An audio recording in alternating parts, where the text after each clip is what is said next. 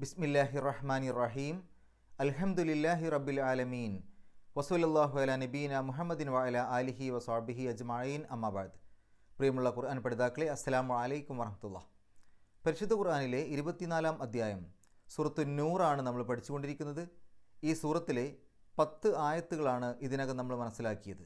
ഇന്ന് ഇൻഷാ അല്ലാഹ് 11-ാമത്തെ ഒരു ആയത്ത് നമുക്ക് നോക്കാം. അഊദു ബില്ലാഹി മിനശ് ശൈത്വാനിർ റജീം. ഇന്നല്ലസീന ജാഊ ബിൽ ഇഫ്കി ഉസ്ബത്തും മിൻകും ലാ തഹ്സബൂഹു ശർറൻ ലക്കും ബൽ ഹുവ ഖൈറുൻ ലക്കും ലികുല്ലി ഇംറിഇൻ മിൻഹും മക്തസബ മിനൽ ഇസ്മ വല്ലസീ തവല്ലാ കിബ്റഹു മിൻഹും ലഹു അസാബുൻ അലീം.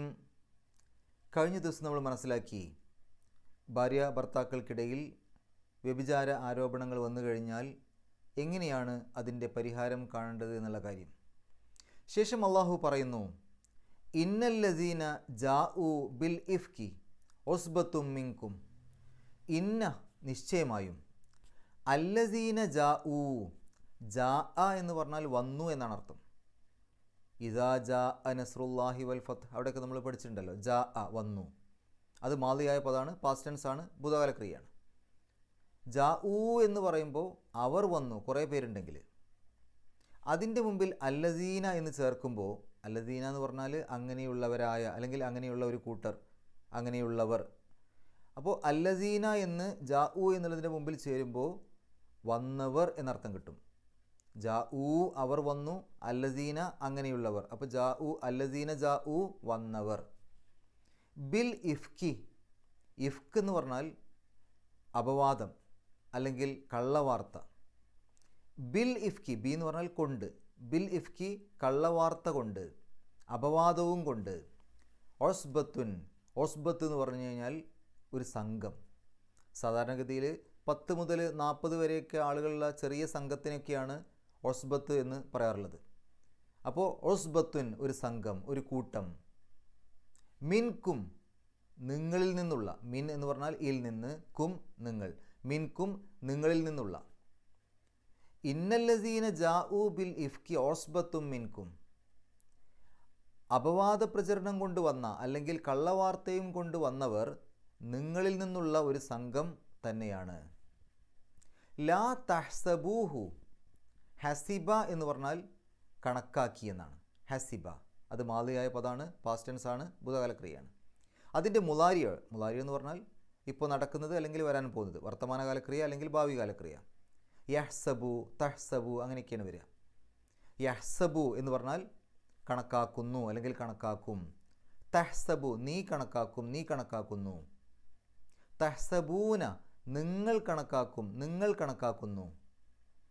അതിൻ്റെ മുമ്പിൽ ലാ എന്ന് വരുമ്പോൾ ലാ തഹ്സബൂ, അരുത് എന്ന അർത്ഥത്തിന് വേണ്ടിയിട്ട്, നിങ്ങൾ കണക്കാക്കരുത് അല്ലെങ്കിൽ നിങ്ങൾ കണക്കാക്കേണ്ട.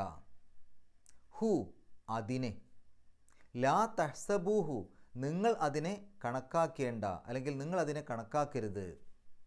ഷർറൻ എന്തായിട്ട് കണക്കാക്കരുത്? ഷർറൻ തിന്മയായിട്ട്, ചീത്തയായിട്ട് അല്ലെങ്കിൽ ദോഷമായിട്ട്.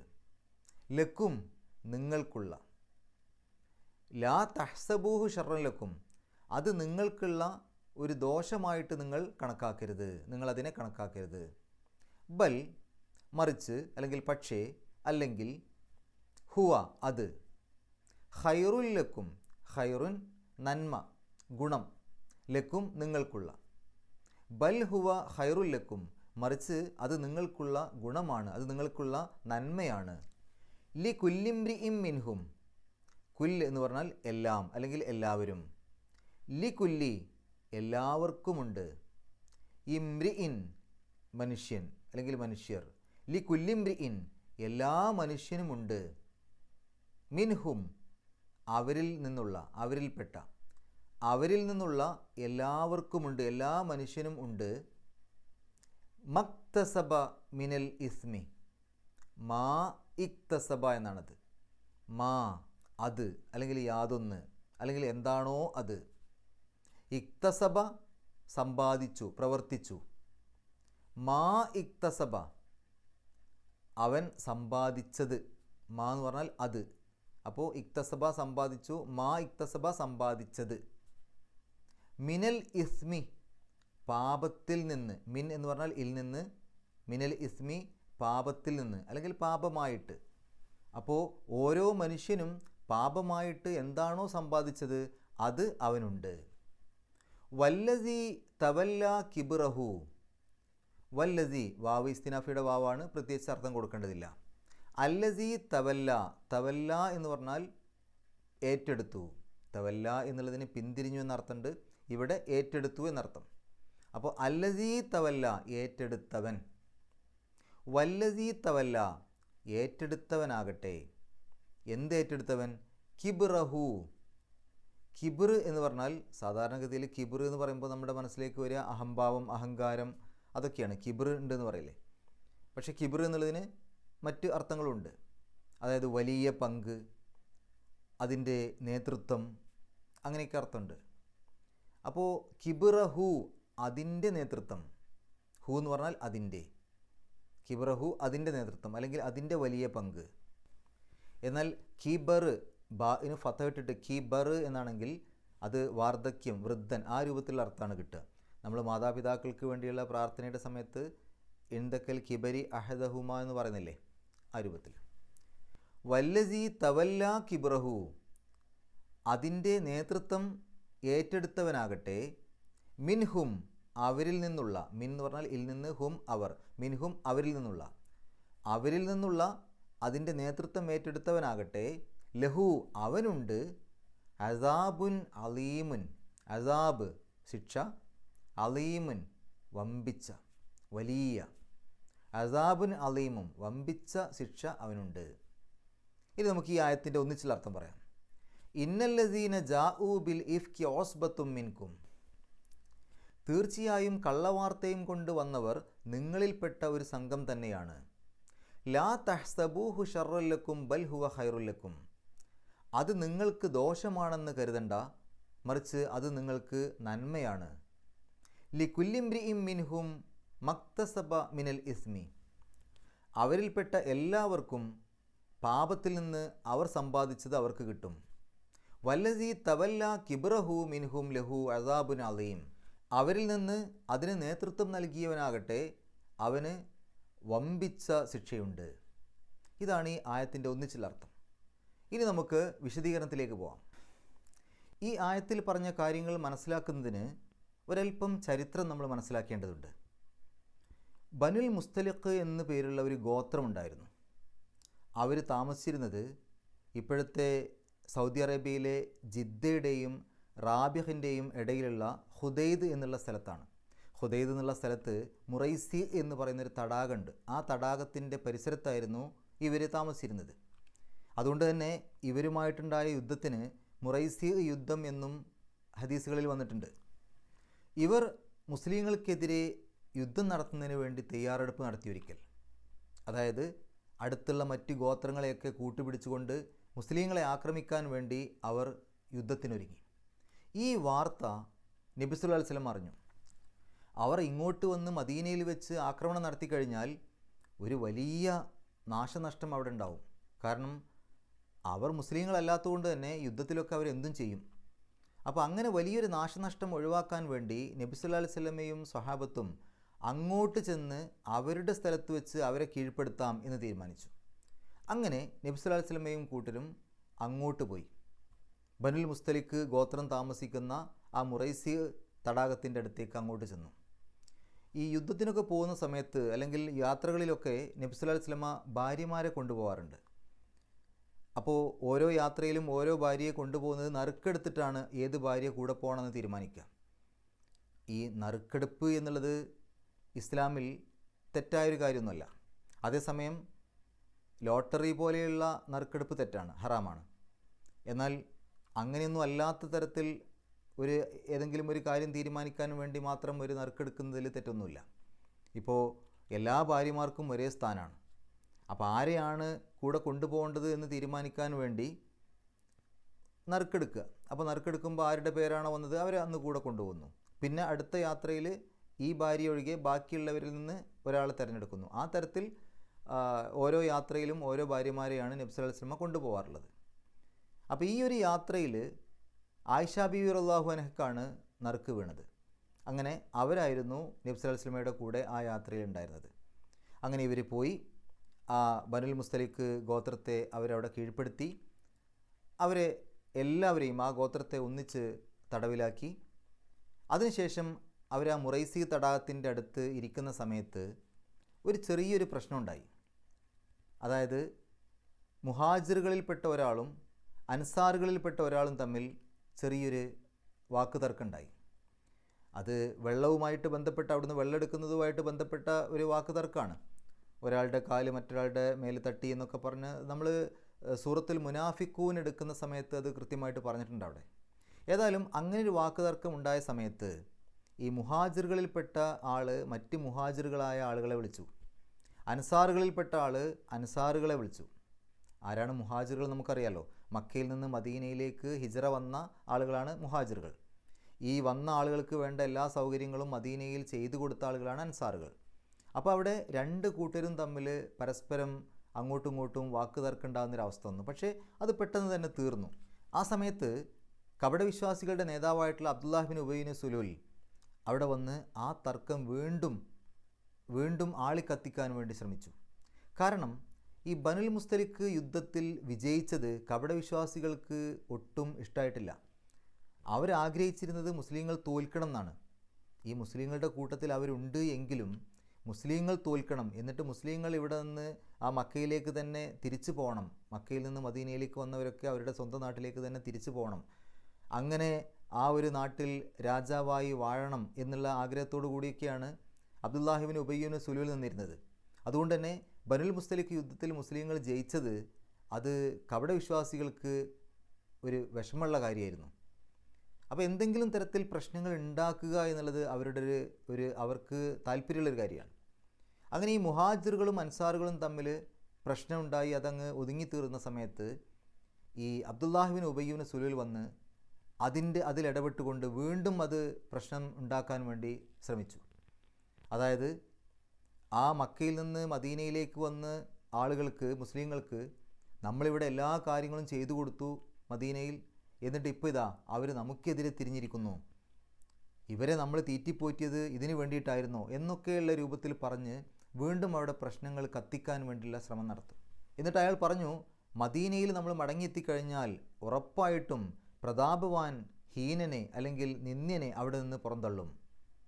ഉദ്ദേശിച്ചത് ഈ അബ്ദുല്ലാഹി ബിൻ ഉബൈ ബിൻ സുലൂൽ അല്ലെങ്കിൽ അവനും അവൻ്റെ കൂട്ടാളികളും ഈ മുഹാജിറുകളെ തിരിച്ച് മക്കയിലേക്ക് തന്നെ പറഞ്ഞയക്കും അവിടെ എത്തിക്കഴിഞ്ഞാൽ എന്നാണ് ഉദ്ദേശിച്ചത്. എന്തായാലും ഈ കാര്യങ്ങളൊക്കെ നബി സല്ലല്ലാഹു അലൈഹി വസല്ലം അറിയുകയും അവിടെ നിന്ന് വളരെ പെട്ടെന്ന് തന്നെ യാത്ര തുടരാൻ ആവശ്യപ്പെടുകയും ചെയ്തു.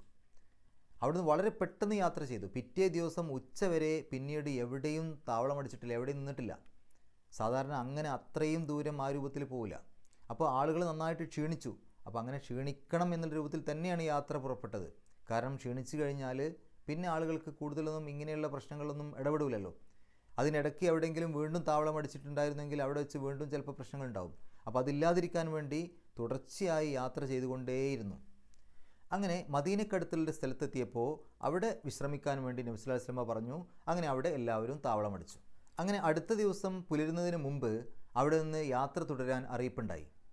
ആ അവസരത്തിൽ ആയിഷ ബീവി റളിയല്ലാഹു അൻഹ തൻ്റെ മലമൂത്ര വിസർജനത്തിനായി പുറത്തേക്ക് പോയി. കുറച്ച് അകലെ വിട്ടുപോയിരുന്നു. അത് കഴിഞ്ഞ് തിരിച്ചു വരുന്ന സമയത്ത് മാല നഷ്ടപ്പെട്ടതായി മനസ്സിലാവുകയും ആ മാല നോക്കാൻ വേണ്ടിയിട്ട് വീണ്ടും അങ്ങോട്ട് തന്നെ പോവുകയും ചെയ്തു. അങ്ങനെ തിരിച്ചു പോയി. പിന്നെ കുറച്ച് സമയം കഴിഞ്ഞ് വന്ന സമയത്ത് ഇവിടെ ആരെയും കാണാനില്ല. അവിടെ താവളം അടിച്ചിരുന്ന എല്ലാവരും പോയിട്ടുണ്ട്. ഈ സംഭവം നടക്കുന്നത് പർദാ നിയമത്തിൻ്റെ ആയത്തുകൾ ഇറങ്ങിയതിന് ശേഷമായതുകൊണ്ട് തന്നെ ആയിഷ ബീവി റളിയല്ലാഹു അൻഹ സഞ്ചരിച്ചിരുന്നത് ഒട്ടകപ്പുറത്ത് ഒരു പ്രത്യേകമായ ഒരു കൂടാരത്തിലായിരുന്നു. അതിനുവേണ്ടി പ്രത്യേകമായി ഉണ്ടാക്കിയ ഒരു മഞ്ചൽ പോലെയുള്ള ഒരു കൂടാരത്തിലാണ് അവർ യാത്ര ചെയ്തിരുന്നത്.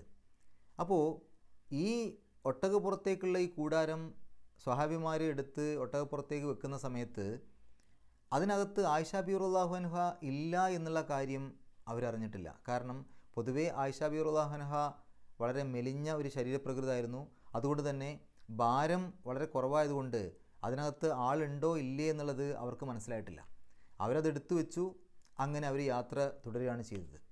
ആയിഷ ബിറളിയല്ലാഹു അൻഹ വന്ന സമയത്ത് അവിടെ ആരെയും കാണാനില്ല. അപ്പോൾ ആയിഷ ബിറളിയല്ലാഹു അൻഹയ്ക്ക് മനസ്സിലായി, എന്തായാലും എന്നെ കാണാതാകുന്ന സമയത്ത് അവർ തിരിച്ചു വരും, ആ തിരിച്ചു വരുന്ന സമയത്ത് അവരുടെ കൂടെ പോവാലോ എന്ന് വിചാരിച്ച് അവിടെ തന്നെ ഇരുന്നു. അവിടെ ഇരുന്ന് കുറച്ച് സമയം കഴിഞ്ഞപ്പോൾ ക്ഷീണം കാരണം ഉറങ്ങിപ്പോയി വീണ്ടും. ഈ ഒരു സംഭവത്തെ ആയിഷ ബീവി റളിയല്ലാഹു അൻഹ തന്നെ വിശദീകരിക്കുന്നുണ്ട്. നമുക്കത് അതുപോലെ തന്നെ മനസ്സിലാക്കാം. ആയിഷ ബീവി റളിയല്ലാഹു അൻഹ പറയുകയാണ്, ഞാൻ അവിടെ ഇരുന്നു കൊണ്ടിരിക്കെ എനിക്ക് പെട്ടെന്ന് ഉറക്കം വന്നു. ഞാൻ അങ്ങനെ ഉറങ്ങിപ്പോയി, മയക്കത്തിലേക്ക് പോയി. ആ സമയത്ത് സഫ്വാൻ ഇബ്നു മുഅത്തൽ റളിയല്ലാഹു അൻഹു അതുവഴി വന്നു. ഈ സഫ്വാൻ റളിയല്ലാഹു അൻഹു അതുവഴി എങ്ങനെയാണ് എത്തിയത് എന്നുള്ള കാര്യത്തിൽ വ്യത്യസ്തമായ അഭിപ്രായമുണ്ട്. ഒരഭിപ്രായം, നബി സല്ലല്ലാഹു അലൈഹി വസല്ലം പൊതുവേ ഇങ്ങനെയുള്ള സ്ഥലങ്ങളിൽ താവളമടിക്കുന്ന സമയത്ത് ഒരാളെ ഏറ്റവും അവസാനം നിയോഗിക്കും. അതായത് എല്ലാവരും എണീറ്റ് പോയതിന് ശേഷം എന്തെങ്കിലും അവിടെ വീണ് പോയിട്ടുണ്ടോ എന്നൊക്കെ നോക്കാൻ വേണ്ടിയിട്ട് ഒരാളെ നിയോഗിക്കും. അപ്പോൾ സഫ്വാൻ റളിയല്ലാഹു അൻഹുവിനെയാണ് അത് നിയോഗിച്ചിരുന്നത്. അതുകൊണ്ട് തന്നെ എല്ലാവരും പോയി കഴിഞ്ഞതിന് ശേഷം നേരം വെളുക്കുന്ന സമയത്ത് അവിടേക്കൊന്ന് പരിശോധിച്ചതിന് ശേഷം സഫ്വാൻ റളിയല്ലാഹു അൻഹു വരുമ്പോഴാണ് ആയിഷ ബീവി റളിയല്ലാഹു അൻഹയെ കണ്ടത് എന്നാണ് ഒരു റിപ്പോർട്ട്. മറ്റൊരു റിപ്പോർട്ടിൽ പറയുന്നത്, പൊതുവേ സഫ്വാൻ റളിയല്ലാഹു അൻഹു രാവിലെ എണീക്കാൻ കുറച്ച് പ്രയാസമുള്ള കൂട്ടത്തിലാണ്. അദ്ദേഹത്തിൻ്റെ ഭാര്യ തന്നെ നബി സല്ലല്ലാഹു അലൈഹി വസല്ലമയോട് വന്ന് പരാതി പറയുന്നൊക്കെ ഉണ്ട്, സുബഹിക്ക് എണീക്കാൻ വൈകുന്ന കാരണം പറഞ്ഞുകൊണ്ട്. അപ്പോൾ പൊതുവേ അങ്ങനെ രാവിലെ എണീക്കാൻ വൈകുന്ന ഒരു പ്രകൃതമുള്ളത് കൊണ്ട് അങ്ങനെ രാവിലെ എണീക്കാൻ വൈകിയതായിരിക്കും. അങ്ങനെ എല്ലാവരും പോയതിന് ശേഷം പിന്നീട് വന്നപ്പോൾ ആയിഷ ബീവി റളിയല്ലാഹു അൻഹയെ കണ്ടു എന്നാണ് മറ്റൊരു റിപ്പോർട്ട്. മറ്റൊരു റിപ്പോർട്ട് പ്രകാരം മറ്റെന്തോ ഒരു കാര്യത്തിന് അതുവഴി വരുന്ന സമയത്ത് കണ്ടു എന്നുള്ള രൂപത്തിലൊക്കെ റിപ്പോർട്ടുകളുണ്ട്. എന്തായാലും കൂടുതലും പ്രബലമായ റിപ്പോർട്ട് നബി സല്ലല്ലാഹു അലൈഹി വസല്ലമ സഫ്വാൻ റളിയല്ലാഹു അൻഹുവിനെ ഇങ്ങനെയുള്ള കാര്യങ്ങൾക്ക് വേണ്ടി, അതായത് എല്ലാവരും പോയി കഴിഞ്ഞതിന് ശേഷം എന്തെങ്കിലും അവിടെ ഉണ്ടോ എന്നുള്ള കാര്യം നോക്കാനൊക്കെ വേണ്ടി ഏൽപ്പിച്ചതായിരുന്നു. അങ്ങനെ സഫ്വാൻ റളിയല്ലാഹു അൻഹു അതുവഴി വന്നപ്പോൾ ആയിഷ ബീവി റളിയല്ലാഹു അൻഹയെ അവിടെ കണ്ടു. ഈ ആയിഷ റളിയല്ലാഹു അൻഹയെ സഫ്വാൻ റളിയല്ലാഹു അൻഹുവിന് മുമ്പ് കണ്ട പരിചയമുണ്ട്. കാരണം പർദാ നിയമം ഇറങ്ങുന്നതിന് മുമ്പ് കണ്ട പരിചയമുണ്ട്. അതുകൊണ്ട് തന്നെ അവിടെ കണ്ട സമയത്ത് അത് ആയിഷ ബീവി റളിയല്ലാഹു അൻഹയാണെന്ന് മനസ്സിലായി. അപ്പോൾ ഇന്നാ ലില്ലാഹി വ ഇന്നാ ഇലൈഹി റാജിഊൻ, ആകെ എന്താണ്, ഒരു അപകടം കണ്ടതാണ്. എല്ലാവരും പോയി, ആയിഷ ബീവി റളിയല്ലാഹു അൻഹ ഒറ്റയ്ക്ക് ഇവിടെ ഇരിക്കുന്നു. അപ്പോൾ ഇന്നാ ലില്ലാഹി വ ഇന്നാ ഇലൈഹി റാജിഊൻ എന്ന് പറഞ്ഞു. അത് കേട്ടാണ് ആയിഷ ബീവി റളിയല്ലാഹു അൻഹ ഉണരുന്നത്. ആ ഉണർന്ന ഉടനെ തന്നെ തൻ്റെ വസ്ത്രം കൊണ്ട് മുഖം മറച്ചു. അങ്ങനെ ആയിഷ ബീവി റളിയല്ലാഹു അൻഹ പറയുകയാണ്, ഈ ഒരു ഇന്നാ ലില്ലാഹി വ ഇന്നാ ഇലൈഹി റാജിഊൻ എന്നല്ലാതെ മറ്റൊന്നും തന്നെ സഫ്വാൻ റളിയല്ലാഹു അൻഹു എന്നോടൊന്നും പറഞ്ഞിട്ടില്ല, അതല്ലാതെ ഞാനൊന്നും കേട്ടിട്ടില്ല. അങ്ങനെ അദ്ദേഹം വേഗം, ആ സഫ്വാൻ റളിയല്ലാഹു അൻഹു വേഗം ഒട്ടകത്തെ അവിടെ മുട്ടുകുത്തിച്ചു. അങ്ങനെ ആ ഒട്ടകത്തിൻ്റെ പുറത്തേക്ക് ഞാൻ കയറി. അതിനുശേഷം ആ ഒട്ടകത്തെ നയിച്ചുകൊണ്ട് അദ്ദേഹം നടക്കുകയും ഞാൻ ആ ഒട്ടകത്തിൻ്റെ പുറത്തിരിക്കുകയും ചെയ്തു. അങ്ങനെ അവർ രാവിലെ ആയപ്പോഴേക്ക് നബി സല്ലല്ലാഹു അലൈഹി വസല്ലമയും കൂട്ടരും താവളമടിച്ചിരുന്ന അടുത്ത താവളത്തിലേക്കെത്തി. മദീനയുടെ തൊട്ട് മുമ്പായിക്കൊണ്ട് അവർ മറ്റൊരു താവളത്തിൽ ആ സമയത്ത് താവളമടിച്ചിരുന്നു. അങ്ങോട്ട് അവരെത്തി. അങ്ങനെ ആ ഒരു സമയത്ത് ഇവർ വരുന്നത് കണ്ടപ്പോൾ, സഫ്വാൻ റളിയല്ലാഹു അൻഹുവും ആയിഷ ബീവി റളിയല്ലാഹു അൻഹയും കൂടെ വരുന്നത് കണ്ടപ്പോൾ അബ്ദുല്ലാഹിബ്നു ഉബയ്യ് ഇബ്നു സുലൂൽ അതങ്ങ് ആഘോഷിച്ചു.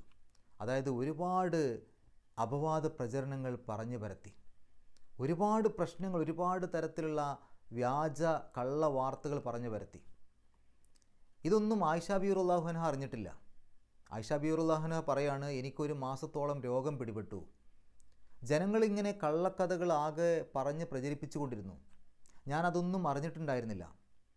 റസൂൽ തിരുമേനി സല്ലല്ലാഹു അലൈഹി വസല്ലമയിൽ നിന്നും മുമ്പൊക്കെ ഞാൻ അനുഭവിച്ചിരുന്ന ആ ഒരു നല്ല പെരുമാറ്റം എൻ്റെ ആ സുഖമില്ലാത്ത അവസരത്തിൽ കണ്ടുവന്നിരുന്നില്ല എന്നുള്ള വസ്തുത എന്നെ വളരെയധികം ആശങ്കയിലാക്കി.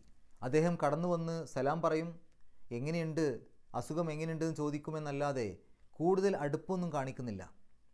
അത് വളരെയധികം സങ്കടപ്പെടുത്തി. എന്നാൽ എന്താണിതിൻ്റെ കാരണമെന്നൊന്നും എനിക്ക് അന്ന് അറിയില്ല. അങ്ങനെ ഒരു ദിവസം ആയിഷ ബീവി റളിയല്ലാഹു അൻഹയും ഉമ്മു മിസ്തഹ് റളിയല്ലാഹു അൻഹയും കൂടെ, ഉമ്മു മിസ്തഹ് എന്ന് പറഞ്ഞാൽ മിസ്തഹിൻ്റെ മാതാവ്, അത് ആയിഷ ബീവി റളിയല്ലാഹു അൻഹയുടെ കൂടെ നിൽക്കുന്ന ഒരു പരിചാരികയാണ്. അവരും കൂടി മലമൂത്ര വിസർജനത്തിന് പുറത്തു പോവുമായിരുന്നു. അന്നൊക്കെ സൗകര്യങ്ങൾ അത്രയേ ഉള്ളൂ, പുറത്തു പോയിട്ടാണ് മലമൂത്ര വിസർജനങ്ങൾ ചെയ്യുക. അപ്പോൾ അതിനുവേണ്ടി പുറത്തു പോവുമായിരുന്നു. അങ്ങനെ പോകുന്ന സമയത്ത് ഈ ഉമ്മു മിസ്തഹ്, അതായത് മിസ്തഹിൻ്റെ മാതാവ് പറയുന്നുണ്ട്, മിസ്തഹ് നാശമടയട്ടെ എന്ന്. അത് കേട്ടപ്പോൾ ആയിഷ റളിയല്ലാഹു അൻഹ ചോദിച്ചു, ബദർ യുദ്ധത്തിൽ പങ്കെടുത്ത മനുഷ്യനെ പറ്റി എന്തിനാണ് നിങ്ങൾ ഇങ്ങനെ പറയുന്നത്? നിങ്ങളെന്തിനാണ് നിങ്ങളുടെ മകനെക്കുറിച്ച് അവൻ നശിക്കട്ടെ എന്ന് എന്തിനാണ് പറയുന്നത്? അപ്പോൾ അവർ പറഞ്ഞു, എൻ്റെ മകൻ നിങ്ങളെക്കുറിച്ച് പറഞ്ഞത് എന്താണെന്നുള്ളത് നിങ്ങൾക്കറിയാമോ എന്ന് പറഞ്ഞിട്ട് ഈ സംഭവങ്ങൾ പറഞ്ഞു കൊടുത്തു. ഈ ഒരു വാർത്ത, ഈ രൂപത്തിലുള്ളൊരു അപവാദ പ്രചരണം അതൊക്കെ അവനും നാട്ടിലാകെ നടത്തുന്നുണ്ട് എന്ന് പറഞ്ഞു. അപ്പോഴാണ് ആദ്യമായിട്ട് ആയിഷ ബീവി റളിയല്ലാഹു അൻഹ ഇങ്ങനൊരു പ്രചരണം ആ നാട്ടിൽ നടക്കുന്നതായിട്ട് അറിയുന്നത്. പിന്നീട് നബി സല്ലല്ലാഹു അലൈഹി വസല്ലമ ആയിഷ ബീവി റളിയല്ലാഹു അൻഹയുടെ അടുത്ത് വന്ന് രോഗവിവരങ്ങൾ ചോദിച്ചു. ആ സമയത്ത് ആയിഷ ബീവി റളിയല്ലാഹു അൻഹ നബി സല്ലല്ലാഹു അലൈഹി വസല്ലമയോട്, എൻ്റെ സ്വന്തം ഉപ്പയുടെയും ഉമ്മയുടെയും അടുത്തേക്ക് ഞാനൊന്ന് പോകട്ടെ എന്ന് സമ്മതം ചോദിച്ചു. അതിന് പ്രധാനപ്പെട്ട കാരണം അവരോട് പോയിട്ടൊന്ന് ഈ സംഗതിയെക്കുറിച്ച്, ഈ കേൾക്കുന്ന ഈ വാർത്തയെക്കുറിച്ച് എന്താണ് ഇതിൻ്റെ കാര്യം എന്ന് ശരിക്കൊന്ന് അറിയാൻ വേണ്ടി അവരോട് ചോദിക്കാനൊക്കെ വേണ്ടിയിട്ടായിരുന്നു. അതുപോലെ തന്നെ സാധാരണഗതിയിൽ നബി സല്ലല്ലാഹു അലൈഹി വസല്ലമയുടെ അടുത്ത് നിന്ന് കിട്ടുന്ന ആ ഒരു അടുപ്പം അതില്ലാതായപ്പോൾ, എന്നാൽ സ്വന്തം ഉമ്മയുടെ ഉപ്പയുടെ അടുത്തേക്കൊന്ന് പോവാം, ആ ഒരു വിഷമത്തോടു കൂടി അങ്ങോട്ടൊന്ന് പോവാം എന്നുള്ള രൂപത്തിലൊക്കെ തീരുമാനിച്ചതാണ്. ഏതായാലും ആ തരത്തിൽ ഉമ്മയുടെ അടുത്തേക്ക് പോവാൻ സമ്മതം കിട്ടി. അങ്ങനെ അവർ ആയിഷ ബീവി റളിയല്ലാഹു അൻഹ സ്വന്തം വീട്ടിലേക്ക് ഉമ്മയുടെയും ഉപ്പയുടെയും അടുത്തേക്ക് പോവാണ്. ഉമ്മയുടെയും ഉപ്പയുടെയും അടുത്തെന്ന് പറഞ്ഞാൽ ഉപ്പ ആരാണ്? അബൂബക്കർ സിദ്ദീഖ് റളിയല്ലാഹു അൻഹയാണ്. ഉമ്മയുടെ പേര് ഉമ്മു റുമാൻ എന്നാണ്. അങ്ങനെ അവരുടെ അടുത്തേക്ക് പോയിട്ട് ഉമ്മയോട് ചോദിച്ചു, ഉമ്മ എന്താണ് ഈ കേൾക്കുന്നത്? അപ്പോൾ ഉമ്മ മറുപടി പറഞ്ഞു, മോളെ, ആ കാര്യമൊന്നും അങ്ങനെ എടുക്കണ്ട, അതൊക്കെ നിസ്സാരമാക്കി വെച്ചേക്കുക. കാരണം ഒരു നല്ല പെണ്ണ് അവളെ സ്നേഹിക്കുന്ന ഒരു പുരുഷൻ്റെ അടുക്കലുണ്ടായിരിക്കുക, അവൾക്ക് കുറേ സഹപത്നിമാരും ഉണ്ടായിരിക്കുക, ഇങ്ങനെയൊക്കെയാണെങ്കിൽ അവളെപ്പറ്റി ആളുകൾ പലതും പറയും, അതൊക്കെ സ്വാഭാവികമാണ് എന്ന് പറഞ്ഞുകൊണ്ട് ആശ്വസിപ്പിക്കാൻ വേണ്ടി ശ്രമിച്ചു. അങ്ങനെ ആ ഒരു കാര്യം കേട്ടപ്പോൾ ആയിഷ ബീവി റളിയല്ലാഹു അൻഹയ്ക്ക് മനസ്സിലായി, ഇത് നാട്ടിലാകെ എല്ലാവരുടെ അടുത്തും ഈ വാർത്ത എത്തിയിട്ടുണ്ട്. അങ്ങനെ അവർ ആകെ കരഞ്ഞു, നേരം പുലരുവോളം കരഞ്ഞു. നബി സല്ലല്ലാഹു അലൈഹി വസല്ലമയും ആകെ വിഷമിച്ചു, എന്താണ് ചെയ്യേണ്ടതെന്ന് അറിയുന്നില്ല. അങ്ങനെ എന്താണ് ചെയ്യേണ്ടത് എന്ന് തീരുമാനിക്കാൻ വേണ്ടി അലി റളിയല്ലാഹു അൻഹു, ഉസാമ റളിയല്ലാഹു അൻഹു എന്നിവരെയൊക്കെ വിളിച്ചിട്ട് അന്വേഷണം നടത്തി. ഉസാമ റളിയല്ലാഹു അൻഹു പറഞ്ഞു, താങ്കളുടെ വീട്ടുകാരെക്കുറിച്ച് എനിക്ക് നല്ലതല്ലാതെ ഒന്നും പറയാനില്ല, അത്രയും നല്ല ആളുകളാണ്. എന്നാൽ അലി റളിയല്ലാഹു അൻഹു പറഞ്ഞത്, അള്ളാഹുവിൻ്റെ റസൂലേ, അള്ളാഹു അവിടത്തേക്ക് ഒരു വിഷമവും വരുത്തിയിട്ടില്ല. സ്ത്രീകൾ അവരല്ലാതെ വേറെയും ധാരാളം ഉണ്ടല്ലോ, അതായത് അവരുടെ അടുത്ത് എന്തെങ്കിലും തെറ്റ് വന്നിട്ടുണ്ടെങ്കിൽ വേറെയും സ്ത്രീകൾ ധാരാളം ഉണ്ടല്ലോ എന്നാണ് പറഞ്ഞത്. മാത്രമല്ല അതിൻ്റെ കൂടെ മറ്റൊരു കാര്യം കൂടെ പറഞ്ഞു, ആ വീട്ടിൽ നിൽക്കുന്ന വേലക്കാരിയായിട്ടുള്ള ബരീറയോട് താങ്കൾക്ക് അത് ചോദിച്ചു നോക്കാം എന്നും പറഞ്ഞു. സത്യത്തിൽ ഇത് ആയിഷ ബീവി റളിയല്ലാഹു അൻഹയെ കുറ്റപ്പെടുത്തിയതല്ല. കാരണം ബരീറ റളിയല്ലാഹു അൻഹിനോട് ചോദിക്കാം എന്ന് പറയുമ്പോൾ തന്നെ അവരോട് ചോദിച്ചാൽ അതിൻ്റെ സത്യാവസ്ഥ മനസ്സിലാകും, ആയിഷ ബീവി റളിയല്ലാഹു അൻഹ സത്യസന്ധമായ രൂപത്തിലാണ് ജീവിക്കുന്നത് എന്നുള്ള കാര്യം കൃത്യമായി മനസ്സിലാകുമെന്നുള്ള രൂപത്തിലാണ് അത് പറഞ്ഞത്. പക്ഷേ അലി റളിയല്ലാഹു അൻഹു ഇങ്ങനെ പറഞ്ഞതുകൊണ്ട് ആയിഷ ബീവി റളിയല്ലാഹു അൻഹയ്ക്ക് ഒരു ചെറിയ മാനസികമായ ഒരു വിഷമം അല്ലെങ്കിൽ ഒരു നീരസം അലി റളിയല്ലാഹു അൻഹുവിനോട് ഈ കാര്യത്തിലുണ്ടായിരുന്നു എന്നൊക്കെ റിപ്പോർട്ടുകളിൽ കാണാൻ സാധിക്കും. ഏതായാലും നബി സല്ലല്ലാഹു അലൈഹി വസല്ലമ ആ ഒരു വേലക്കാരിയെ വിളിച്ചിട്ട് ചോദിച്ചു, ബരീറ, എന്താണ് ആയിഷ ബീവി റളിയല്ലാഹു അൻഹയെക്കുറിച്ച് നിനക്ക് പറയാനുള്ളത്? അപ്പോൾ ആ വേലക്കാരി മറുപടി പറഞ്ഞു, അള്ളാഹുവിൻ്റെ റസൂലേ, നല്ലതല്ലാത്ത യാതൊന്നും അവരെക്കുറിച്ച് എനിക്ക് പറയാനില്ല. ആകെ അവർക്കുള്ള ചെറിയൊരു ശ്രദ്ധക്കുറവായിട്ട് ഞാൻ കണ്ടിട്ടുള്ളത്, പലപ്പോഴും വീട്ടിലെ ഭക്ഷണത്തിനുള്ള മാവൊക്കെ അവിടെ എടുത്തു വെച്ച് കഴിഞ്ഞാൽ, അതൊന്ന് ശ്രദ്ധിക്കാനൊക്കെ പറഞ്ഞു കഴിഞ്ഞാൽ വളർത്ത് ആടൊക്കെ വന്ന് അത് തിന്നു പോയേക്കും ചില സമയത്ത്. എന്ന് പറഞ്ഞാൽ അത് അത്ര തന്നെ ശ്രദ്ധിക്കാറില്ല. ഇതല്ലാതെ മറ്റ് യാതൊരു തരത്തിലുള്ള ഒരു പ്രശ്നങ്ങളും അല്ലെങ്കിൽ ഒരു കാര്യവും അവരെക്കുറിച്ച് എനിക്ക് നല്ലതല്ലാതെ യാതൊന്നും പറയാനില്ല. ഇതാണ് ബരീറ എന്ന് പറയുന്ന ആ വേലക്കാരി മറുപടി കൊടുത്തത്. അങ്ങനെ അന്ന് തന്നെ നബി സല്ലല്ലാഹു അലൈഹി വസല്ലമ പള്ളിയിലേക്ക് ചെന്ന് മിമ്പറിൽ കയറി ഇപ്രകാരം പറഞ്ഞു, എൻ്റെ വീട്ടുകാരെക്കുറിച്ച് എനിക്ക് ഉപദ്രവമുണ്ടാക്കി തീർത്തിട്ടുള്ള ഒരു മനുഷ്യനെക്കുറിച്ച് എനിക്ക് ഒഴികഴിവ് അനുവദിച്ചു തരുവാൻ ആരുണ്ട്? എന്ന് പറഞ്ഞാൽ ഒരാൾ എന്നെക്കുറിച്ച് ഇങ്ങനെ വേണ്ടാത്ത രൂപത്തിലുള്ള കാര്യങ്ങളൊക്കെ എന്നെയും എൻ്റെ കുടുംബത്തെയും കുറിച്ച് പറയുന്നുണ്ട്, അതിൽ എൻ്റെ ഭാഗത്ത് യാതൊരു തെറ്റുമില്ല എന്നുള്ള കാര്യം കൃത്യമായിട്ടത് മനസ്സിലാക്കി തരുവാൻ അല്ലെങ്കിൽ ആ തരത്തിൽ അതിനെ സ്ഥാപിക്കുവാൻ ആരുണ്ട്? അള്ളാഹുവാണ് സത്യം, എൻ്റെ വീട്ടുകാരുടെ പേരിൽ നന്മയല്ലാതെ ഞാൻ യാതൊന്നും അറിഞ്ഞിട്ടില്ല. എന്നിട്ട് നബി സല്ലല്ലാഹു അലൈഹി വസല്ലം പറയാണ്, ജനങ്ങൾ ഒരു പുരുഷനെക്കുറിച്ച് പറഞ്ഞു വരുന്നുണ്ട്, അതായത് സഫ്വാൻ റളിയല്ലാഹു അൻഹുവിനെ കുറിച്ചാണ് അവിടെ ഉദ്ദേശിക്കുന്നത്. അയാളെക്കുറിച്ചും ഞാൻ നല്ലതല്ലാതെ മറ്റൊന്നും അറിഞ്ഞിട്ടില്ല. അദ്ദേഹം എൻ്റെ വീട്ടിൽ എൻ്റെ ഒന്നിച്ചല്ലാതെ വീട്ടിൽ പ്രവേശിക്കാറില്ല. ഒരു നല്ല മനുഷ്യനാണ് അദ്ദേഹം. അപ്പോൾ ആ സദസ്സിലുണ്ടായിരുന്ന ഉസൈദ് ബിൻ ഹുദൈർ റളിയല്ലാഹു അൻഹു, ചില റിപ്പോർട്ടിൽ അത് സഅദ് ബിൻ മുആദ് റളിയല്ലാഹു അൻഹു എന്നുണ്ട്. അപ്പോൾ ഇവരിൽ ആരോ ഒരാൾ എഴുന്നേറ്റിട്ട് പറഞ്ഞു, അള്ളാഹുവിൻ്റെ റസൂലേ, അള്ളാഹുവാണ് സത്യം, ഞാൻ ആ മനുഷ്യനെപ്പറ്റി ഒഴികഴിവ് തരാം. എന്ന് പറഞ്ഞാൽ അവനെ ഞാൻ വേണ്ടത് ചെയ്യാമെന്നർത്ഥം. അവൻ ഔസ് കുടുംബക്കാരനാണെങ്കിൽ ഞങ്ങൾ അവൻ്റെ കഴുത്ത് വെട്ടാം. ഞങ്ങളുടെ സഹോദരങ്ങളായ ഖസ്റജ് കുടുംബത്തിൽപ്പെട്ടവനാണെങ്കിൽ താങ്കൾ എന്താണോ പറയുന്നത് അത് ഞാൻ ചെയ്യാം എന്ന് പറഞ്ഞു.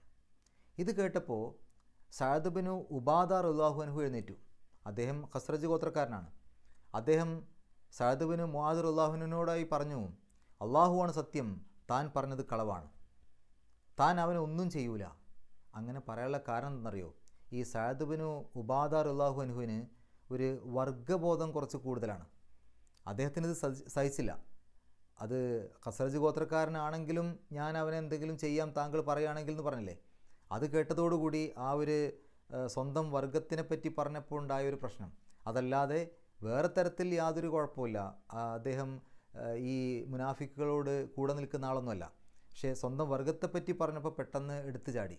എന്നിട്ട് അദ്ദേഹം പറഞ്ഞു, താൻ അവനെ ഒന്നും ചെയ്യൂല. അപ്പോൾ ഉസൈദ് ബിൻ ഹുദൈർ റളിയല്ലാഹു അൻഹു എഴുന്നേറ്റ് അദ്ദേഹത്തോട് ഇങ്ങനെ പറഞ്ഞു, സത്യമായും താൻ പറഞ്ഞത് കളവാണ്, ഞങ്ങൾ അവനെ കൊല്ലുക തന്നെ ചെയ്യും. താനൊരു കപടവിശ്വാസിക്ക് കൂടെ നിൽക്കുന്ന ആളാണ്, കപടവിശ്വാസികൾക്കായി തർക്കം വെട്ടുകയാണ് താൻ എന്നൊക്കെ പറഞ്ഞിട്ട് അവർ തമ്മിൽ അങ്ങോട്ടും ഇങ്ങോട്ടും തർക്കമായി. ഇതിങ്ങനെ അങ്ങോട്ടും ഇങ്ങോട്ടും ഔസും ഖസ്റജും തമ്മിൽ അങ്ങോട്ടും ഇങ്ങോട്ടും തർക്കമായ സമയത്ത് നബി സല്ലല്ലാഹു അലൈഹി വസല്ലമ മിമ്പറിൽ തന്നെ നിൽക്കുകയാണ്. തിരുമേനി അവരെ സമാധാനിപ്പിച്ചുകൊണ്ട് പറഞ്ഞു, ആരും ഇനി ഒന്നും സംസാരിക്കണ്ട, എല്ലാവരോടും മൗനം പാലിക്കാൻ പറഞ്ഞു. നബി സല്ലല്ലാഹു അലൈഹി വസല്ലമയും മൗനം പാലിച്ചു. എന്നിട്ട് തിരുമേനി താഴെ ഇറങ്ങി. എന്നിട്ട് ആയിഷ ബീവി റളിയല്ലാഹു അൻഹ പറയാണ്, അന്നും ഞാൻ അങ്ങനെ കഴിച്ചുകൂട്ടി, കരഞ്ഞുകൊണ്ടും ഉറങ്ങാതെയും ഞാൻ അങ്ങനെ കഴിച്ചുകൂട്ടി. അങ്ങനെ ഒരു ദിവസം നബി സല്ലല്ലാഹു അലൈഹി വസല്ലമ എൻ്റെ അടുത്ത് വന്നു. എന്നിട്ട് എന്നോട് പറയുകയാണ്, ആയിഷ, എനിക്ക് നിന്നെക്കുറിച്ച് ഈ രൂപത്തിലൊക്കെയുള്ള ചില വിവരങ്ങൾ കിട്ടുകയുണ്ടായിട്ടുണ്ട്. നീ നിരപരാധിയാണ് എങ്കിൽ അള്ളാഹു നിൻ്റെ നിരപരാധിത്വം വെളിപ്പെടുത്തിക്കൊള്ളും. അതല്ല, എന്തെങ്കിലും തരത്തിൽ പാപം ചെയ്തു പോയിട്ടുണ്ടെങ്കിൽ അള്ളാഹുവിനോട് പാപമോചനം തേടുകയും ചെയ്തോളൂ, അവനോട് പശ്ചാത്തപിക്കുകയും ചെയ്തുകൊള്ളുക. അങ്ങനെ ഒരു അടിമ പാപം ഏറ്റുപറഞ്ഞുകൊണ്ട് ഖേദിച്ച് മടങ്ങിക്കഴിഞ്ഞാൽ അള്ളാഹു ആ ഒരു പ്രാർത്ഥന സ്വീകരിക്കും എന്ന് പറഞ്ഞപ്പോൾ സത്യത്തിൽ ആയിഷ ബീവി റളിയല്ലാഹു അൻഹ ആകെ തകർന്നു പോവുക ചെയ്തത്. കാരണം എന്നെക്കുറിച്ച് നബി സല്ലല്ലാഹു അലൈഹി വസല്ലമയ്ക്ക് ആ തരത്തിലൊരു സംശയമുണ്ട് എന്നല്ലേ അതിൻ്റെ അർത്ഥം. അങ്ങനെ നേരെ സ്വന്തം ഉപ്പയുടെ അടുത്തേക്ക് തിരിഞ്ഞുകൊണ്ട്, അതായത് അബൂബക്കർ റളിയല്ലാഹു അൻഹുവിനോട് ആയിഷ ബീവി റളിയല്ലാഹു അൻഹ പറയാണ്, തിരുമേനി പറഞ്ഞത് നിങ്ങൾ കേട്ടില്ലേ, അതിനുള്ള മറുപടി ഒന്ന് കൊടുക്കൂ ഉപ്പ എന്ന് പറഞ്ഞു.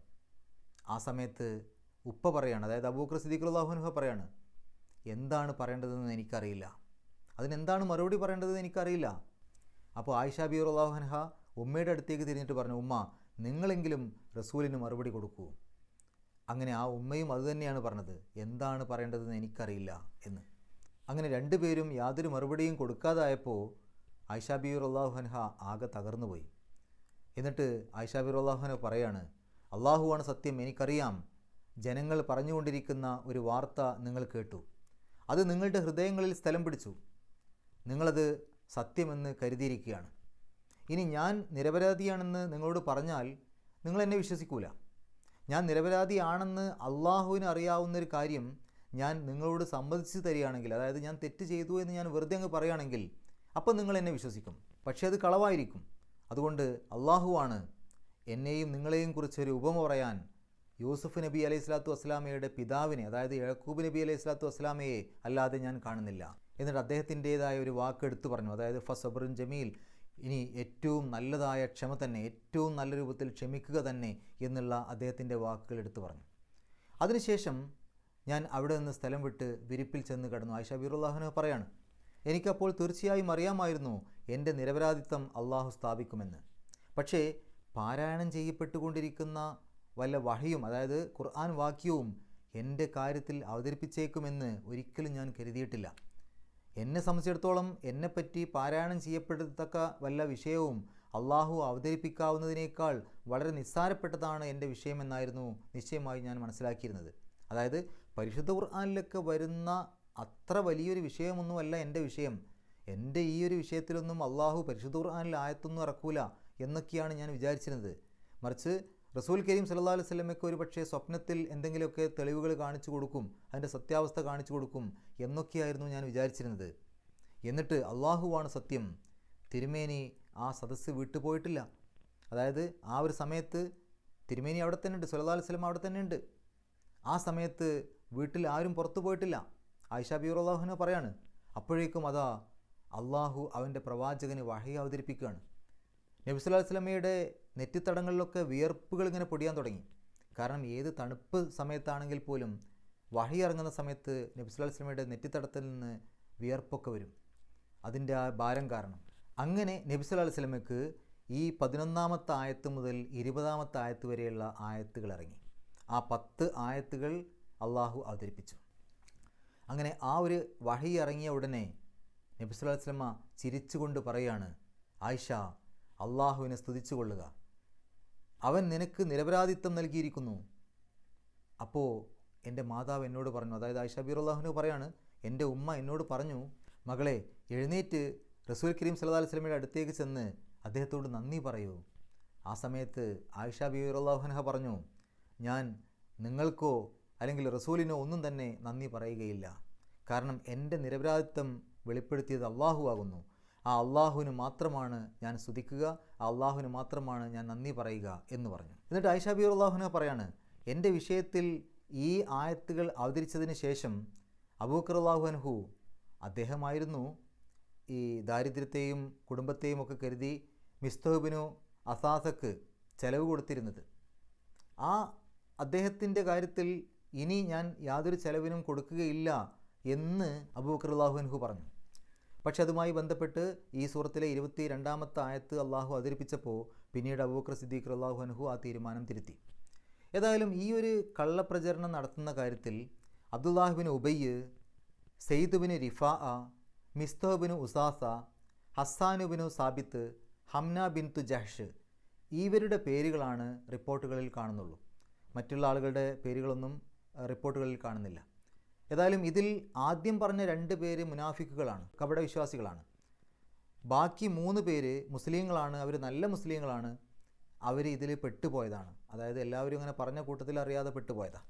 ആ മുസ്ലിങ്ങളായ 3 പേർക്ക് റസൂൽ സല്ലല്ലാഹു അലൈഹി വസല്ലമ ആ ഒരു അപവാദം പ്രചരിപ്പിച്ചതിനുള്ള ശിക്ഷ നടപ്പിലാക്കി. എന്നാൽ മുനാഫിക്കുകളെ ഒന്നും ചെയ്തിട്ടില്ല. അവർക്കുള്ള ശിക്ഷ അള്ളാഹു നൽകും. ഈ ഒരു സംഭവവുമായി ബന്ധപ്പെട്ട് മറ്റു ചില കാര്യങ്ങൾ കൂടെ നമ്മൾ മനസ്സിലാക്കേണ്ടതുണ്ട്. നോക്കൂ നിങ്ങൾ, റസൂൽ കരീം സല്ലല്ലാഹു അലൈഹി വസല്ലമയ്ക്ക് ഇത്രയും വലിയ വേദന ഉണ്ടാക്കിയ ഈ കപടവിശ്വാസികളുടെ നേതാവിനെ എന്തെങ്കിലും ഒന്ന് ചെയ്യാൻ ഏതെങ്കിലും ഒരു ആംഗ്യം കാണിച്ചാൽ പോലും മുസ്ലിങ്ങൾ അവനെ വകവരുത്തും. പക്ഷേ ആ തരത്തിലൊന്നും എതിരായിട്ട് പ്രവർത്തിച്ചിട്ടില്ലല്ലോ. എല്ലാം ക്ഷമാപൂർവം സഹിച്ചു. അള്ളാഹുവിൻ്റെ വിധി ഉണ്ടായ സമയത്ത് ഈ ഒരു ആരോപണ കുറ്റം സ്ഥിരപ്പെട്ട് കഴിഞ്ഞ 3 മുസ്ലിങ്ങളെ മാത്രം ശിക്ഷിച്ചു. കപടവിശ്വാസികളോട് ഒന്നും പറഞ്ഞതുമില്ല. അതേപോലെ അബൂബക്കർ റളിയല്ലാഹു അൻഹുവിൻ്റെ ബന്ധുവായിട്ട് പോലും ഒന്നും ചെയ്തിട്ടില്ല. ആ ഒരു ബന്ധം മുറിച്ചിട്ടില്ല. ആ സാഹോദര്യ ബന്ധം അങ്ങനെ തന്നെ നിലനിർത്തി. അയാൾക്കോ കുടുംബത്തിനോ നൽകുന്ന സഹായം നിർത്തിയിട്ടുമില്ല. എന്ന് മാത്രമല്ല, പ്രവാചകൻ സല്ലല്ലാഹു അലൈഹി വസല്ലമയുടെ മറ്റു പത്നിമാരാരും മറ്റു ഭാര്യമാരാരും ആയിഷ ബീവി റളിയല്ലാഹു അൻഹയെ കുറ്റപ്പെടുത്തിയിട്ടില്ല. സാധാരണ ഒന്നിലധികം ഭാര്യമാരുണ്ടാകുമ്പോൾ ഒരാൾക്കെതിരെ ഇങ്ങനെ എന്തെങ്കിലും കേട്ട് കഴിഞ്ഞാൽ ബാക്കിയുള്ള ഭാര്യമാരുടെ അവസ്ഥ എന്തായിരിക്കും? പക്ഷേ ബാക്കിയുള്ള എല്ലാവരും ഈ ആയിഷ ബീവി റളിയല്ലാഹു അൻഹയെ ഏറ്റവും നല്ല രൂപത്തിൽ, അവരുടെ സ്വഭാവം നല്ലതാണ്, അവരുടെ അടുത്ത് അങ്ങനെ ഒരു തെറ്റ് പറ്റുകയില്ല എന്നാണ് എല്ലാവരും പറഞ്ഞത്. എല്ലാവരും പിന്തുണക്കുകയാണ് ചെയ്തത് ആയിഷ ബീവി റളിയല്ലാഹു അൻഹയെ. അതുപോലെ തന്നെ അബൂ അയ്യൂബിൽ അൻസാരി റളിയല്ലാഹു അൻഹുവിനോട് അദ്ദേഹത്തിൻ്റെ ഭാര്യ ഈ ഒരു അപവാദങ്ങളെക്കുറിച്ച് പറഞ്ഞപ്പോൾ അദ്ദേഹം പറഞ്ഞു, അയ്യൂബിൻ്റെ മാതാവേ, ആയിഷയുടെ സ്ഥാനത്ത് നിങ്ങളാണെങ്കിൽ ഇത്തരം പ്രവൃത്തികൾ ചെയ്യൂ. അപ്പോൾ ആ ഭാര്യ പറഞ്ഞു, അള്ളാഹുവാണ് സത്യം, ഒരിക്കലും ചെയ്യൂല. അപ്പോൾ അബൂ അയ്യൂബിൽ അൻസാരി റളിയല്ലാഹു അൻഹു പറഞ്ഞു, എന്നാൽ ആയിഷ റളിയല്ലാഹു അൻഹ നിങ്ങളെക്കാൾ ഉത്തമയാണ്. ഇനി സഫ്വാൻ്റെ സ്ഥാനത്ത് ഞാനായിരുന്നുവെങ്കിൽ ഇതുപോലെ ചിന്തിക്കുക പോലുമില്ല. സഫ്വാൻ ആവട്ടെ എന്നേക്കാൾ നല്ല മുസ്ലിമാണ്. അപ്പോൾ ആയിഷ ബീവി റളിയല്ലാഹു അൻഹയും സഫ്വാൻ റളിയല്ലാഹു അൻഹുവും എടുക്കുകയാണെങ്കിൽ അവർ രണ്ടുപേരും നമ്മൾ രണ്ടുപേരേക്കാൾ നല്ലവരാണ്, നമ്മൾ തന്നെ ആ തെറ്റ് ചെയ്യൂല, അപ്പോൾ പിന്നെ അവരെങ്ങനെ ചെയ്യാനാ എന്ന് പറഞ്ഞ് അവരെ ഏറ്റവും നല്ല സത്യസന്ധരാണ് എന്ന് ആ തരത്തിൽ അവർ അംഗീകരിക്കുകയാണ് ചെയ്തത്. അങ്ങനെ ചുരുക്കത്തിൽ കപടവിശ്വാസികൾ ആഗ്രഹിച്ചതിന് നേരെ വിപരീതമായ ഫലമാണ് അവിടെ ഉണ്ടായത്. മുസ്ലിങ്ങൾ തമ്മിൽ ചിന്നിച്ചിതറും, അവരിതൊരു വലിയ പ്രശ്നമാക്കിയെടുക്കും. മുസ്ലിങ്ങളുടെ ഏറ്റവും വലിയ കരുത്ത് അവരുടെ ധാർമ്മികതയായിരുന്നു. ആ ധാർമ്മികതയുടെ മേലെ പിടിച്ചപ്പോൾ ഇനി അവരാകെ നാണം കെട്ടുപോകും. അവർ ധാർമ്മികതയൊന്നും ഒട്ടുമില്ലാത്ത, സദാചാരമൊന്നും ഒട്ടുമില്ലാത്തവരാണ് എന്ന് എല്ലാവരും അറിയും എന്നൊക്കെ വിചാരിച്ചിരുന്നതിന് നേർ വിപരീതമാണ് സംഭവിച്ചത്. അവരുടെ ധാർമ്മികത ഏറ്റവും പരിശുദ്ധമാണ് എന്നുള്ളത് വീണ്ടും വീണ്ടും കൃത്യമായിട്ട് എല്ലാവരും അറിയുകയാണ് ചെയ്തത്. മാത്രമല്ല മുസ്ലിങ്ങൾക്ക് അള്ളാഹുവിൽ നിന്ന് ഒരുപാട് മാർഗ്ഗനിർദ്ദേശങ്ങൾ ലഭിക്കാൻ ഈ ഒരു സംഭവം കാരണമാവുകയും ചെയ്തു. ഏതായാലും ഈ ഒരു ചരിത്രത്തിൻ്റെ പശ്ചാത്തലത്തിലാണ് നമ്മൾ ഈ ആയത്തിനെ മനസ്സിലാക്കേണ്ടത്. നമ്മൾക്ക് ഈ 11-ാമത്തെ ആയത്ത് നോക്കാം. ഇന്നല്ലസീന ജാഊ ബിൽ ഇഫ്കി ഉസ്ബത്തും മിൻകും. കള്ളവാർത്തയും കൊണ്ട് വന്നവർ തീർച്ചയായും അവർ നിങ്ങളിൽപ്പെട്ട ഒരു സംഘം തന്നെയാണ്. ആരാണ് ഈ നിങ്ങളിൽപ്പെട്ട ഒരു സംഘം? അത് രണ്ട് രൂപത്തിൽ വ്യാഖ്യാനിച്ചിട്ടുണ്ട്. ഒന്ന്, കപടവിശ്വാസികളാണ് ആ ഒരു കള്ളവാർത്തയും കൊണ്ടുവന്നവർ.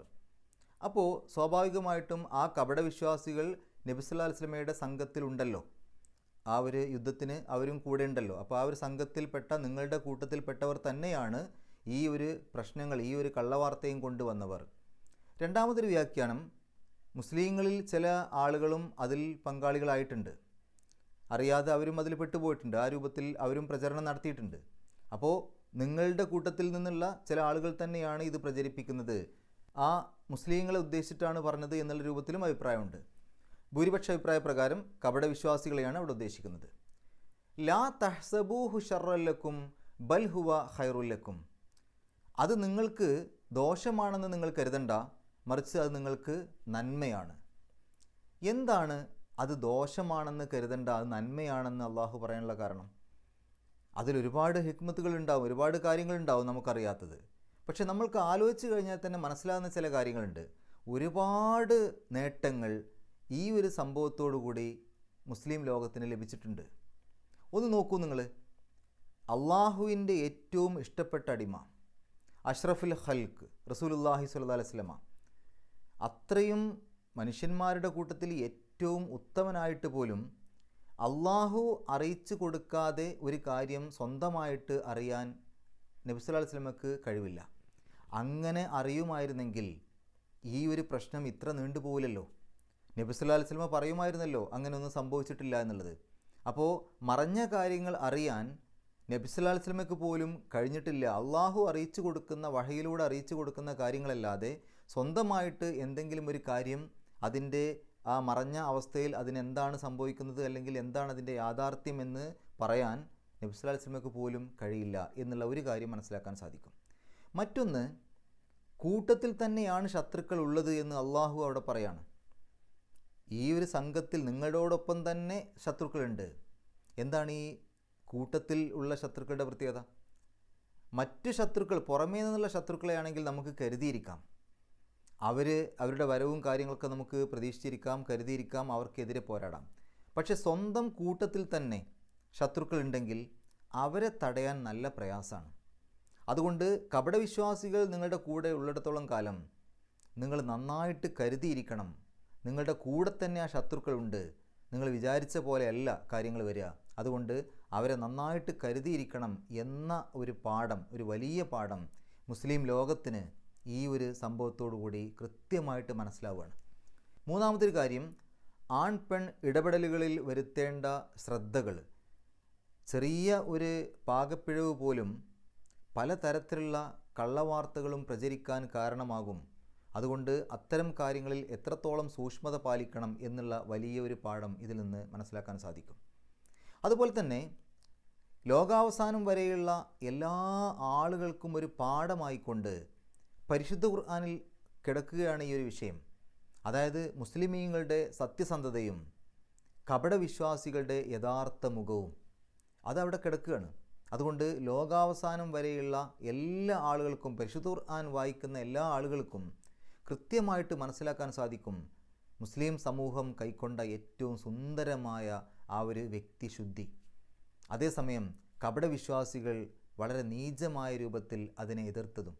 ഇതൊക്കെ കൃത്യമായിട്ട് എല്ലാ കാലത്തുള്ള ആളുകൾക്ക് ഒരു പാഠമായി കൊണ്ട് പരിശുദ്ധ ഖുർആനിൽ അള്ളാഹു ഇറക്കി. അതും ഒരു നേട്ടമാണ്. അതേപോലെ നബി സല്ലല്ലാഹു അലൈഹി വസല്ലമ ഉടനെ തന്നെ ഈ ഒരു പ്രശ്നം, ഈ ഒരു സംഗതി ഉണ്ടായ ഉടനെ തന്നെ അതിനെ നിഷേധിച്ചിട്ടില്ല. അങ്ങനെയൊന്നും സംഭവിച്ചിട്ടില്ല എന്ന് ഉടനെ പറഞ്ഞിട്ടുണ്ടായിരുന്നുവെങ്കിൽ ആളുകൾ പറയും, കണ്ടോ അദ്ദേഹത്തിൻ്റെ ഒരു കുടുംബകാര്യം വന്ന സമയത്ത് പിന്നെ അദ്ദേഹം വേഗം അത് നിഷേധിച്ചു എന്ന് പറയും. പക്ഷേ അള്ളാഹുവിൻ്റെ അടുത്തുനിന്ന് വഹയി കിട്ടുന്നത് വരെയും അതിനെക്കുറിച്ച് അങ്ങനെ ഒരു അഭിപ്രായം അറുത്തുമുറിച്ചതില്ല എന്നുള്ള രൂപത്തിൽ പറയാൻ നബി സല്ലല്ലാഹു അലൈഹി വസല്ലമ തയ്യാറായില്ല. അതും വലിയൊരു പാഠമാണ്.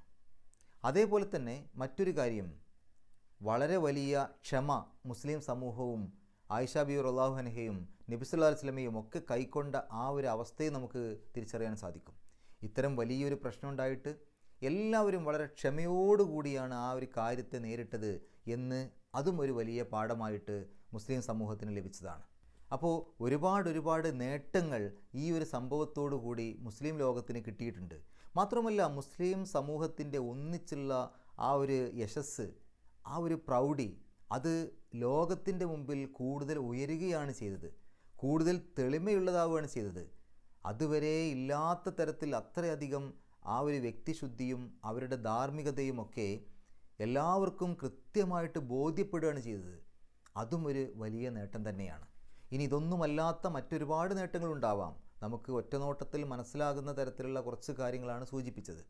എന്നിട്ട് അള്ളാഹു പറയാണ്, ലികുല്ലിംറിഇം മിൻഹും മക്തസബ മിനൽ ഇസ്മി, അവരിൽപ്പെട്ട എല്ലാവർക്കും അവർ സമ്പാദിച്ച, അവരുടെ പാപത്തിൽ നിന്ന് അവർ സമ്പാദിച്ചത് അവർക്ക് കിട്ടും എന്ന് പറഞ്ഞാൽ, ഈ ഒരു പാപം ചെയ്ത ആളുകളുണ്ടല്ലോ, അതായത് ഈ ഒരു കുപ്രചരണം നടത്തിയ ആളുകൾ, ഈ ഒരു കള്ളപ്രചരണം നടത്തിയ ആളുകൾ, അവർ ചെയ്തത് പാപമാണ്, വലിയ തെറ്റാണ് അവർ ചെയ്തത്. ആ തെറ്റ് ചെയ്ത ആളുകൾക്കൊക്കെ ശിക്ഷ കിട്ടും, അതിൽ യാതൊരു സംശയവുമില്ല, അവർക്കൊക്കെ ശിക്ഷയുണ്ട്. അതാണ് അള്ളാഹു പറഞ്ഞത്, ലികുല്ലിംറിഇം മിൻഹും, അവരിൽപ്പെട്ട എല്ലാ മനുഷ്യർക്കുമുണ്ട് മക്തസബ മിനൽ ഇസ്മി, പാപത്തിൽ നിന്ന് അവരെന്താണോ സമ്പാദിച്ചു കൂട്ടിയത് ആ സമ്പാദിച്ചു കൂട്ടിയത് അവർക്ക് കിട്ടും എന്ന് പറഞ്ഞാൽ ആ പാപത്തിനുള്ള ശിക്ഷ അവർക്ക് കിട്ടും. വല്ലസി തവല്ല കിബ്റഹു മിൻഹും ലഹു അദാബുൻ അലീം. ഇനി ഈ ഒരു പ്രചരണത്തിന് നേതൃത്വം കൊടുത്തവനുണ്ടല്ലോ, അവന് വമ്പിച്ച ശിക്ഷയുണ്ട്. അത് വേറെ തന്നെ എടുത്തു പറഞ്ഞു. അതായത് ആ നേതൃത്വം കൊടുത്ത അബ്ദുല്ലാഹിബിന് ഉബയ്യിബിന് സുലൂലിന് ഏറ്റവും വമ്പിച്ച ശിക്ഷയുണ്ട് എന്നർത്ഥം. മിസ്തഹ്ബിനു ഉസാസ റളിയല്ലാഹു അൻഹു ആണ് ആ നേതൃത്വം കൊടുത്തത് എന്നുള്ള അഭിപ്രായം ചില പണ്ഡിതന്മാർക്കുണ്ട്. അത് വളരെ ന്യൂനപക്ഷം മാത്രമാണ്. എന്നാൽ ഗുരുതരമായ ഒരു തെറ്റ് ചില ആളുകൾ പ്രചരിപ്പിക്കുന്നുണ്ട്. അലി റളിയല്ലാഹു അൻഹുവിനെയാണ് ഇവിടെ ഉദ്ദേശിച്ചത് എന്ന് ചില ആളുകൾ പറയുന്നുണ്ട്. അത് തികച്ചും തെറ്റാണ്. കാര്യമായിട്ടും ബഹുഭൂരിപക്ഷം പണ്ഡിതന്മാരുടെയും അഭിപ്രായത്തിൽ അബ്ദുല്ലാഹിബിന് ഉബയ്യിബിന് സുലൂൽ എന്ന ആ ഒരു മുനാഫിക്കളുടെ നേതാവ്, ആ ഒരു വ്യക്തിയെയാണ് ഇവിടെ സൂചിപ്പിക്കുന്നത്. ഇനി ഈ ഒരു ആയത്തിൽ നിന്ന് നമുക്ക് ലഭിക്കുന്ന പാഠം എന്താണ്? ഇത്തരം പ്രചരണങ്ങൾ, ഇത്തരം കാര്യങ്ങളൊക്കെ ഏത് കാലത്തും നടക്കും. അതായത് ഒരാളെക്കുറിച്ച് അപവാദ പ്രചരണം, കള്ളപ്രചരണം, അത് കള്ളപ്രചരണമാണോ അതല്ലെങ്കിൽ ശരിക്കും നടന്ന പ്രചരണമാണോ എന്നൊന്നും അറിയേണ്ട ആവശ്യം നമുക്കില്ല. അത് പ്രചരിപ്പിക്കാൻ ഒരു മുസ്ലിമിന് പാടില്ല. അത് നടന്നതാവട്ടെ നടക്കാത്തതാവട്ടെ, ഒരു മുസ്ലിം ഇത്തരം കാര്യങ്ങളിൽ പങ്കെടുക്കാൻ പാടില്ല. ഗുരുതരമായ തെറ്റാണത്. അത്തരം കാര്യങ്ങളിൽ നിന്നൊരു മുസ്ലിം വേറിട്ട് നിൽക്കേണ്ടവനാണ്. ഇനി നമുക്ക് ഈ ഒരു ആയത്തിൽ വന്ന പാരായണ നിയമങ്ങൾ നോക്കാം. ഇന്ന നൂനിൻ്റെ ശബ്ദം മണിക്കണം. അല്ലസീന ജാഉ, ജാ എന്നുള്ളിടത്ത് മദ് നീട്ടൽ, അതിനുശേഷം ഹംസയാണ്. മദ്ദും ഹംസയും അടുത്തടുത്ത് ഒരേ പദത്തിൻ്റെ ഉള്ളിൽ വന്നു. നിർബന്ധമായും 4 or 5 അക്ഷരങ്ങളുടെ ദൈർഘ്യം നീട്ടണം. ജാഉ ബിൽ ഇഫ്കി ഒസ്ബത്തുൻ, ഒസ്ബത്തുൻ എന്നുള്ളതിൻ്റെ അവസാനത്തിൽ ഒരു തെൻവീന്, അതിനുശേഷം മീമാണ്. ആ തൻവീനിനെ മീമിലേക്ക് ലയിപ്പിക്കണം, മണിക്കണം. ഇദ്ഗാം ബിഗുന്ന. അപ്പോൾ ഒസ്ബത്തും മിൻകും. മിൻകും എന്നുള്ളിടത്ത് സുക്കൂനുള്ള നൂനിന് ശേഷം കാഫ് വന്നു. ഇഖ്ഫാ ചെയ്യുക, മറച്ചു വെച്ചുകൊണ്ട് മണിക്കുക. അപ്പോൾ മിൻകും. മിൻകും എന്ന് കഴിഞ്ഞിട്ട് അവിടെ ഒരു ജീമ് കാണാം. പാരായണം നിർത്താം, നിർത്താതെയും ഓതാം, രണ്ടിനും ഒരേ പ്രാധാന്യം. ലാ തഹ്സബൂഹു ഷർറല്ലക്കും, ഷർറൻ എന്നുള്ളതിൻ്റെ അവസാനത്തിൽ തൻവീന്, ശേഷം ലാമാണ്. ആ തൻവീനിനെ ലാമിലേക്ക് പൂർണ്ണമായിട്ടും ലയിപ്പിക്കണം, മണിക്കാനേ പാടില്ല. ഇദ്ഗാം ബിലാ ഗുന്ന അല്ലെങ്കിൽ ഇദ്ഗാം ബിഗൈരി ഗുന്ന എന്നാണ് നിയമത്തിൻ്റെ പേര്. അപ്പോൾ ഷർറല്ലക്കും, ഷർറൻ എന്ന് പറയില്ല, ഷർറല്ലക്കും, ഷർറ എന്ന് പറഞ്ഞിട്ട് ലാമിന് ശബ്ദമുള്ള രൂപത്തിൽ പറയാം. ഷർറല്ലക്കും, ഷർറല്ലക്കും എന്ന് കഴിഞ്ഞിട്ട് അവിടെ ഒരു സിലി കാണാം, സ്വാദും ലാമും. അവിടെ പാരായണം നിർത്താം, നിർത്താതെയും ഓതാം. നിർത്താതെ ഓതലാണ് ഏറ്റവും നല്ലത്.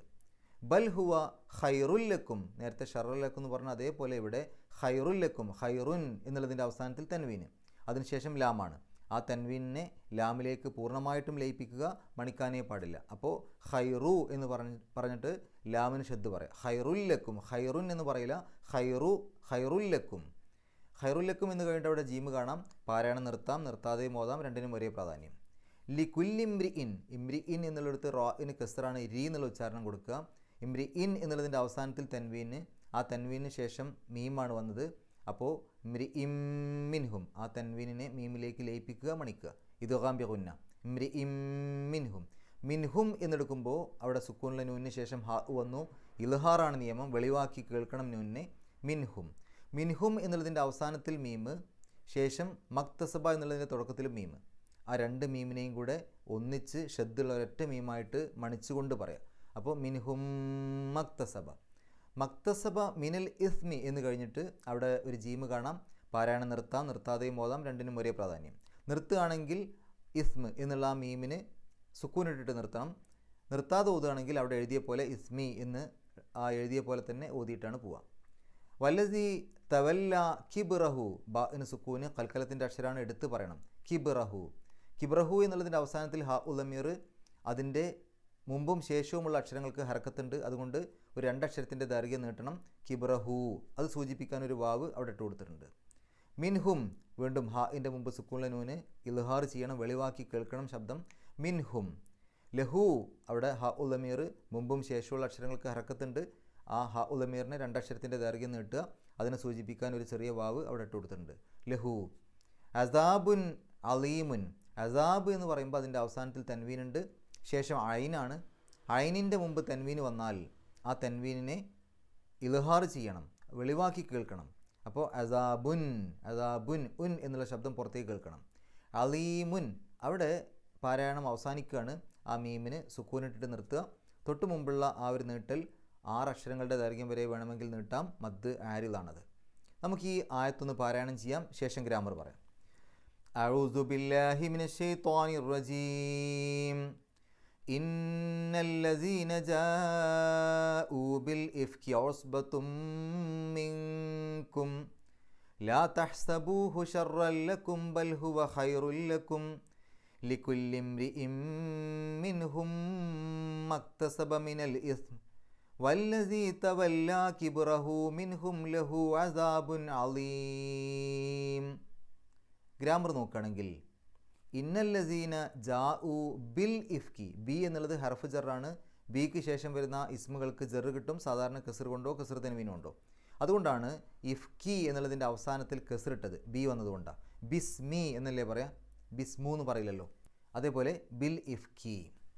ലാ തഹ്സബൂഹു, ശരിക്കും അവിടെ ഹസിബ എന്നുള്ളതിൻ്റെ മുലാരിയായിട്ടുള്ള ക്രിയ യഹ്സബു, തഹ്സബു എന്നൊക്കെയാണ് നമുക്കറിയാം. തഹ്സബു എന്നുള്ളതിൻ്റെ ബഹുവചന രൂപം തഹ്സബൂന. ആ തഹ്സബൂന എന്നുള്ളതിൻ്റെ മുമ്പിൽ ലാ എന്ന് വരുമ്പോൾ ലാ തഹ്സബൂ എന്നാവും, അവസാനത്തെ നൂന് പോവും. അങ്ങനെയാണ് ലാ തഹ്സബൂ, അതായത് അരുത് എന്നുള്ള അർത്ഥം കിട്ടാൻ വേണ്ടിയിട്ടാണ്. അങ്ങനെ നിങ്ങൾ കണക്കാക്കരുത്. മിനൽ ഇസ്മി എന്നുള്ളിടത്ത് മിൻ വന്നതുകൊണ്ട് അൽ ഇസ്മ എന്നുള്ളതിന് അവസാനത്തിൽ കസർ കിട്ടി. കാരണം മിൻ എന്നുള്ളത് ഹർഫ് ജറാണ്, മിന്നിന് ശേഷം വരുന്ന ഇസ്മുകൾക്ക് ജറ് കിട്ടണം. അതുകൊണ്ടാണ് ഇസ്മി എന്നുള്ളിടത്ത് അവസാനത്തിൽ കസർ ഇട്ടത്. ലഹു അസാബുൻ അലീമുൻ, ഈ അസാബ് എന്നുള്ള പദത്തെ വിശേഷിക്കുന്ന പദമാണ് അലീം. അതുകൊണ്ട് രണ്ടിനും ഒരേ രൂപഘടനയാണ് കിട്ടുക. അസാബുൻ എന്നുള്ളതിൻ്റെ അവസാനത്തിൽ റഫ് ആണ്, അലീമുൻ അതിൻ്റെ അവസാനത്തിലും റഫ് ആണ്, രണ്ടിടത്തും ലമ്മ് തൻവീനാണ്. രണ്ടിൻ്റെയും തുടക്കത്തിൽ അലിഫ്ലാമില്ല. അവ രണ്ടിനും ഒരേ രൂപഘടന കിട്ടിയിട്ടുണ്ട്. ഇത്രയും കാര്യങ്ങളാണ് ഈ ഒരു ആയത്തിൽ നമ്മൾ മനസ്സിലാക്കേണ്ടത്. അള്ളാഹു പരിശുദ്ധ ഖുർആൻ ഏറ്റവും നല്ല രൂപത്തിൽ പഠിക്കുവാനും അത് ജീവിതത്തിൽ പകർത്തുവാനും കഴിവിൻ്റെ പരമാവധി മറ്റുള്ള ആളുകൾക്ക് എത്തിച്ചു കൊടുക്കുവാനുമുള്ള സന്മനസ്സും തൗഫീക്കും സൗഭാഗ്യവും നമുക്കേവർക്കും പ്രദാനം ചെയ്യുമാറാകട്ടെ. വാഹിർ ദവാൻ അൽഹംദുലില്ലാഹി റബ്ബിൽ ആലമീൻ. അസ്സലാമു അലൈക്കും വറഹ്മത്തുള്ളാഹി.